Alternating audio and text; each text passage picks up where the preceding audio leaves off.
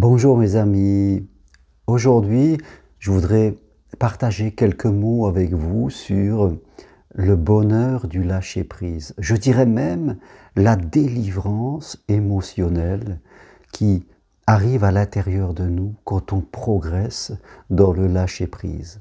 Rappelez-vous, le lâcher-prise n'est pas une compréhension intellectuelle, c'est une sensation vraiment profonde que nous allons ressentir dans tout notre corps, dans nos organes. Oui, une sorte de délivrance par rapport, je dirais, à la prise de tête qui est un peu le contraire du lâcher-prise. Qu'est-ce que ça veut dire, lâcher-prise?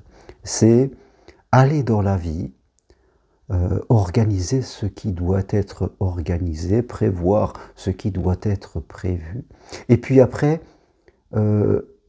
s'adapter aux circonstances, laisser la vie nous proposer ce qu'elle a envie de nous proposer, s'y adapter, apprendre, accueillir les choses. C'est un peu un enseignement, parce que c'est un enseignement que nous apprenons sur le chemin de Compostelle. Souvent des gens qui viennent de la vie profane, comme on dit, où on nous apprend à prévoir, à contrôler, à maîtriser, à essayer de gommer tous les imprévus, ce qu'on appelle parfois l'inconnu. On veut du connu parce que ce qui n'est pas connu nous fait peur. Et forcément, quand on est dans cette énergie, on n'y arrive pas parce que la vie est par nature imprévue.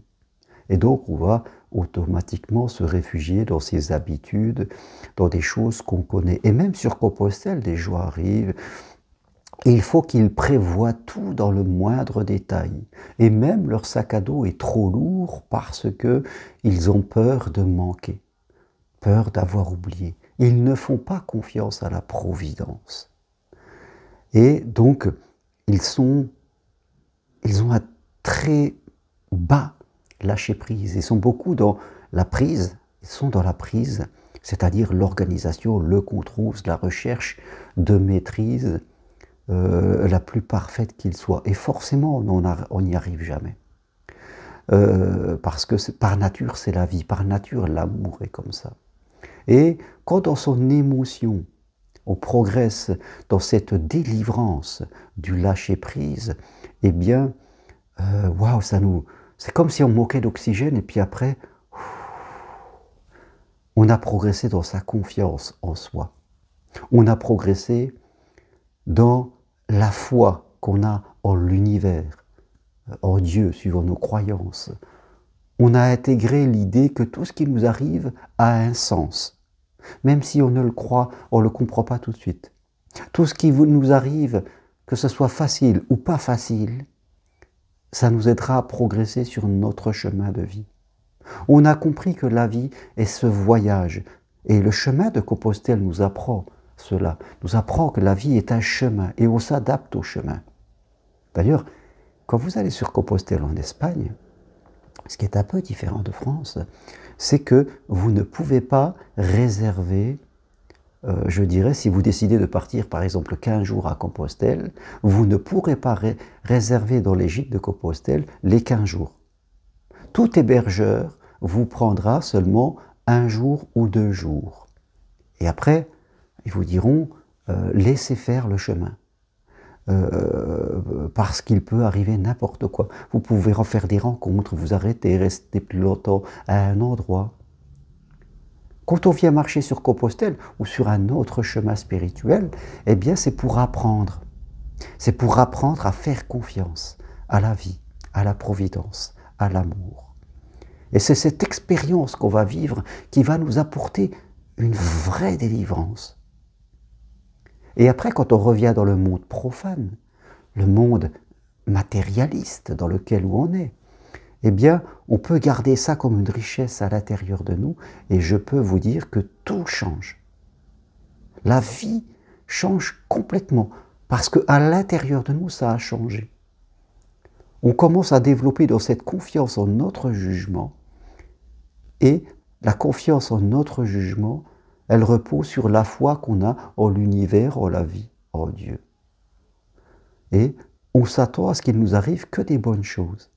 Et même si la chose peut paraître difficile, il y aura la bonne chose qui arrivera derrière l'apprentissage. C'est vraiment quelque chose, mes amis, de très profond. Et c'est important, je dirais, de s'engager dans cette voie, parce que c'est la voie de la délivrance, c'est la voie du royaume intérieur, comme dirait le Christ, et une fois qu'on a ça, tout nous arrive. On attire les choses de façon naturelle, que ce soit la recherche de vie sentimentale, de vie professionnelle, d'argent. Tout est basé sur notre capacité à ne pas être dans la peur et à ne pas être dans le sentiment de manque, qui sont des repoussoirs. La peur et le sentiment de manque sont des repoussoirs. Là où le lâcher-prise est basé sur la confiance en nous-mêmes et la foi en l'Esprit divin. Ces deux choses viennent se cumuler. Et on a confiance en nous parce qu'on sait que l'Esprit divin ne fera que des bonnes choses envers nous. Et comme on a ce système de pensée, eh bien tout se déroule à la merveille. Et même si quelque chose paraît pas facile, eh bien on se dit, ça veut dire que ça doit m'amener quelque part. Et puis on arrive à ce quelque part d'autre. Les choses se présentent de façon différente comme on l'a imaginé, et là ça fait vraiment un changement. Oui, la délivrance de ce lâcher-prise, je vous invite à vous engager dans cette voie. Et si vous voulez qu'on parle de votre situation amoureuse ou autre, voilà, prenez une consultation avec moi en visio de chez vous. Venez marcher sur le chemin de Compostelle en juin, juillet, août. Ne laissez pas votre mental, c'est-à-dire votre raisonnement, donc votre non-lâcher-prise, fermer la porte. Et si vous voulez devenir psychopraticien professionnel, en faire un métier, vous reconvertir, eh bien suivez mon enseignement individuel, possible là aussi en visio, entretien de chez vous, et je vous apporterai toutes les connaissances pour faire de vous un véritable professionnel de la relation d'aide. Toutes les infos sur ce que je propose sur mon site germainrocari.com. Merci à vous, à très bientôt, au revoir.